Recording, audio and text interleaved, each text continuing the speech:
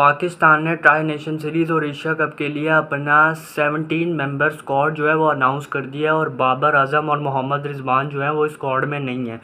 जैसे फ़खर जमान इंजर्ड हुए थे उनके बारे में थोड़ी सी हैमस्ट्रिंग इंजरी की रिपोर्ट्स आई तो जो सोशल मीडिया ओवरऑल हाइप बनने लग गई कि जी बाबर आजम वापस आ रहे हैं, बाबर आजम वापस आ रहे हैं। अल्लाह का शुक्र है बाबर आजम और मोहम्मद रिजवान जो हैं वो अब T20 स्क्वाड में नहीं है। और पाकिस्तान ने आकिब जावेद ने और माइक हैसन ने अभी प्रेस कॉन्फ्रेंस किया और उन्होंने 17 मेंबर स्क्वाड अनाउंस कर दिया है, ठीक है, ट्राई नेशन सीरीज़ का और एशिया कप का। एक फुल डिटेल में डेप्थ में बात करेंगे स्क्वाड की, ठीक है, और स्टार्ट करते हैं। सबसे पहले अगर हम बात करें स्क्वाड में कौन है तो ऑब्वियसली कैप्टन सलमान अली आ गए और मैं कहता हूँ ट्रूली डिज़र्व करते हैं। इन्होंने टू बी ऑनेस्ट बहुत अच्छी कप्तानी की है। मैं समझता हूँ T20 कैप्टन एक एग्रेसिव कप्तान के तौर पर पाकिस्तान का एक नया फेस है ये, तो आई थिंक ये ट्रूली कैप्टनसी डिज़र्व भी करते थे और बनाना भी नहीं चाहिए था टू बी ऑनेस्ट, क्योंकि आप right at the end moment पे मतलब आप किसी का कैप्टनसी चेंज नहीं कर सकते।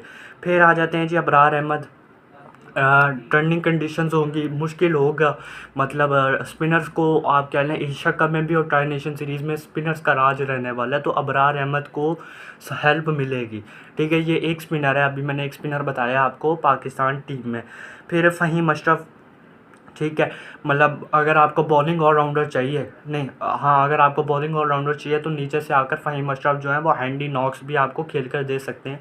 तो आई थिंक इट्स गुड। और जो जिस तरह की कंडीशंस हैं यूए की, स्लगिश विकटें होंगी, स्लो विकटें होंगी और फ़हीम अशरफ का इतना पेस भी नहीं है, तो ये आपको हेल्पफुल साबित रहेंगे मुझे लगता है। जो Fakhar Zaman, no doubt form के इश्यूज़ हैं, लेकिन मैं जैसे बताता हूँ कि ये फ़खर जमान एक ऐसा प्लेयर है कि ऑन द डे ये साइड पे ले जाता है मैच बिल्कुल, तो इनका इंक्लूजन होना बहुत ज़रूरी था। और जी फ़खर जमान एशिया कप खेलेंगे तो बाबर आजम और मोहम्मद रिजवान का कोई चांस नहीं है, अल्हम्दुलिल्लाह।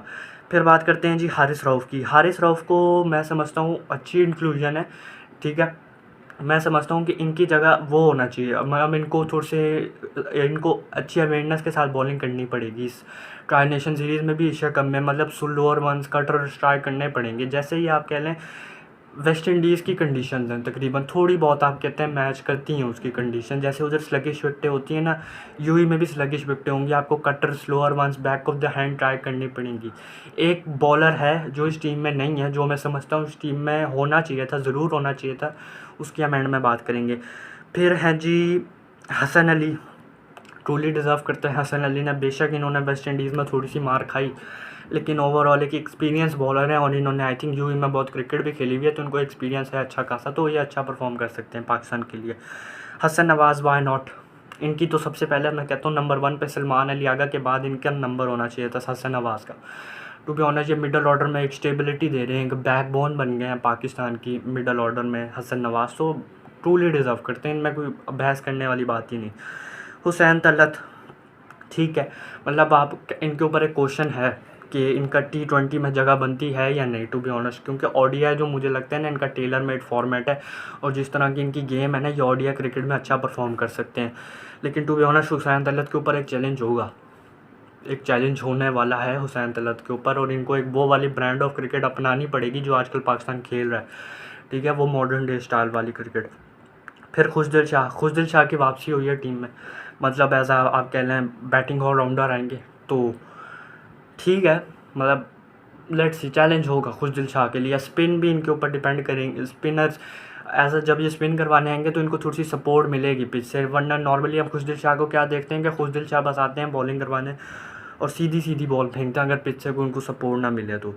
फिर मोहम्मद हारिस टू, हाँ ये तो डिज़र्व करते हैं टू बी ऑनेस्ट, ये तो ओपनर है ना, क्यों नहीं।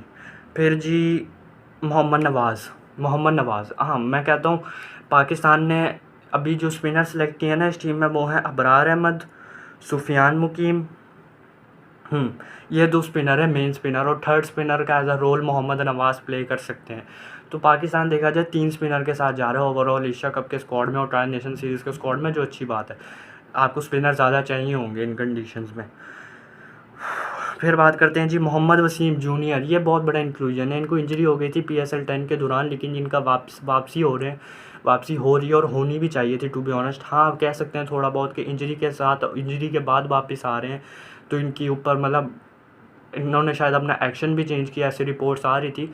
लेकिन लेट्स सी। लेकिन डेथ ओवर में ये यॉर्कर्स बहुत अच्छे नेल करते हैं, ये इनके ऊपर एक प्लस पॉइंट है इनके पास। फिर जी साहिबजादा फरहान, इनको तो बताने की ज़रूरत नहीं, ये तो जितने नाम मैं ले रहा हूँ ना, जिनको मैं इतने एक्सप्लेन नहीं कर रहा, ये इनका तो जगह बनती ही बनती थी, तो इनके ऊपर हम पहले ही डिटेल में बात कर चुके हैं पिछली वीडियोज़ में। साइम अयूब थोड़े से आउट ऑफ टच नज़र आए, लेकिन होपफुली जो है इस ट्राई नेशन सीरीज़ में और एशिया कप में अच्छा परफॉर्म करते हुए नज़र आएंगे आपको।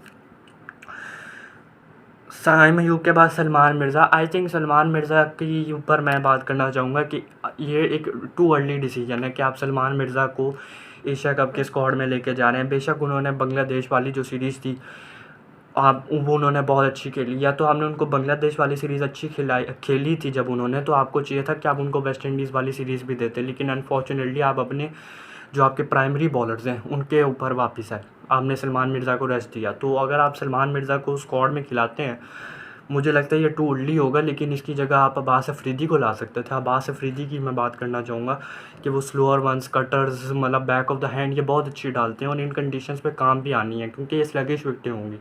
तो इस विकेट्स पे आपका अब्बास अफरीदी बहुत काम कर आ सकते थे। आपको नीचे से आके 2-3 मतलब अच्छी खासी हिटिंग भी कर लेते हैं अब्बास अफरीदी थोड़ी बहुत, जैसे उमर गुल के भतीजे हैं, उमर गुल ने भी बहुत नीचे से आके हिटिंग हमें थोड़ी सी नज़र आती थी उनकी शॉट्स, तो ये अब्बास अफरीदी एक रोल प्ले कर सकते थे, मैं समझता हूँ। फिर जी शाहीन शाह अफरीदी हैं। To be honest Shaheen Shah Afridi के ऊपर एक बहुत बड़ा टास्क है कि आपने ट्राई नेशन सीरीज़ और एशिया कप में अपनी पेस भी वापस लानी है, और जो जितने भी बोल रहे हैं ना आपके ऊपर कि शाहीन शाह अफरीदी का पेस गिरा हुआ है, इवन मैं अपने आप को भी बोलूँगा कि हम लोग जितने भी बोल रहे हैं ना शाहीन शाह अफरीदी के ऊपर, शाहीन शाह अफरीदी ने सबको गलत प्रूफ करना, और एशिया कप बहुत बड़ी अपॉर्चुनिटी है शाहीन शाह अफरीदी के लिए कि ये उधर जाके परफॉर्म करें।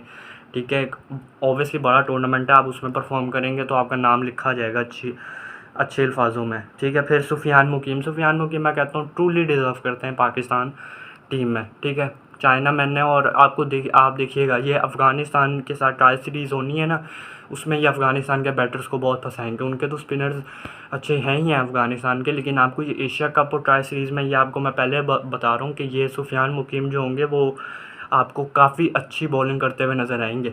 ठीक है, क्योंकि इन्होंने जो पाकिस्तान वर्सेस वेस्ट इंडीज़ की सीरीज़ हुई है ना, पहले मैच में इन्होंने 20 रन दिए, दूसरे T20 में 19 रन, तीसरे T20 में 20 रन, मतलब ये आप कह लेंगे 6 की इकॉनमी से बॉलिंग करवा रहे हैं। मतलब अगर मैं राउंड ऑफ करके बताऊं तो ये T20 क्रिकेट में एक एज अ स्पिनर होकर अगर आप इस इकॉनमी से बॉलिंग करवा रहे हो, I think it's very good. ठीक है, और अगर पाकिस्तान के स्पिनर्स की बात करें तो कितने पाकिस्तान स्पिनर्स लेके जा रहे हैं, सुफियान मुकीम, ठीक है, और जी अबरार अहमद हैं और मोहम्मद नवाज़ है। मतलब आप कह लें ये जो अबरार अहमद और सुफियान मुकीम है ये आपके फुल टाइम बॉलर है, मोहम्मद नवाज़ एज एन ऑलराउंडर खेलेंगे, और बीच में अगर इन केस अगर किसी बॉलर का दिन बुरा चला जाता है इन तीनों स्पिनर में से, तो साइम अयूब भी आपको 1-2 ओवर करवाते हुए नज़र आएंगे होपफुली।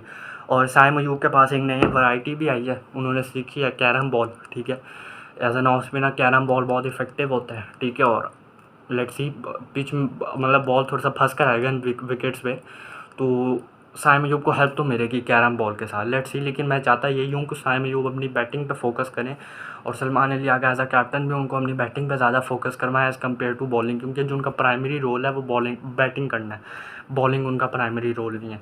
तो ये था पाकिस्तान का स्क्वाड 17 मेंबर का, जो ट्राई नेशन सीरीज़ और एशिया कप के लिए फाइनलाइज हो चुका है, और बाबर आजम, मोहम्मद रिजवान नहीं है। ठीक है, माइक हैसन ने बताया भी है, क्लियर भी किया है कि ये दोनों टीम में क्यों नहीं है।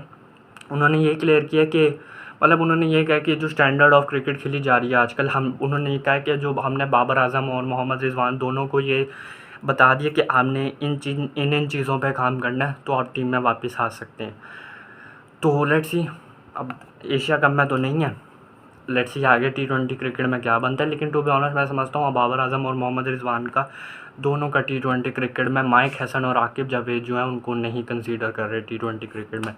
बाकी स्क्वाड पे आप अपनी राय कमेंट सेक्शन में ज़रूर बताइएगा। सी